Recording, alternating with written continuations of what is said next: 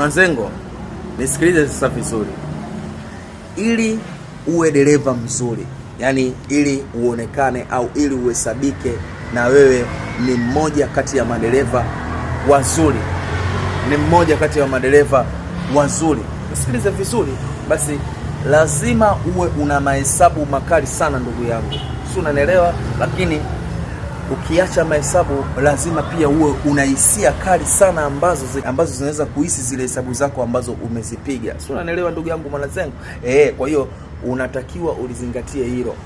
Ili uwe dereva mzuri, basi lazima uwe una mahesabu makali, lakini pia uwe una hisia kali ambayo itaweza kuhisi zile hesabu zako ambazo umezipiga. Si unanielewa vizuri? Kwa mfano sasa, unataka kupaki gari, kuna ukuta nyuma. Si unanielewa vizuri? Katika upakiji wako wa hiyo gari, kwenye ukuta kule, pengine kioo kile kinaweza kinakuonesha, lakini nafikiri unanielewa ninachokuzungumza. Kwa hiyo unatakiwa una hisia kuhusiana na ule ukuta kwamba hapa nilipofika ukuta na ugusa. Si unanielewa vizuri? Yani ni hesabu, lakini hizo hesabu ziendane na hisia za kuhisi kwamba hapa nimeshaukaribia ukuta. Au unapita sehemu labda yenye barabara ndogo, labda unapishana huku, labda kuna korongo, labda kuna shimo.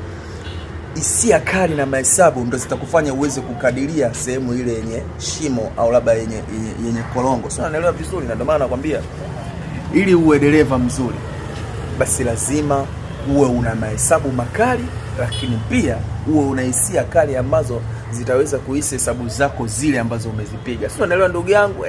Sasa wewe endelea.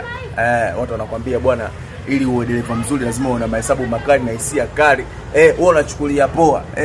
Mimi hisia bwana siku hizi sina hisia, mimi siku hizi sina hisia, zangu alishazimaliza Mariamu, hisia zangu alishamaliza Fatuma, mimi siku hizi sina hisia, sijui nini.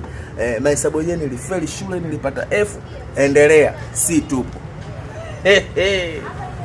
Washa moto. Shauri yako. Hisia na mahesabu makali ndio yanakufanya uwe dereva mzuri.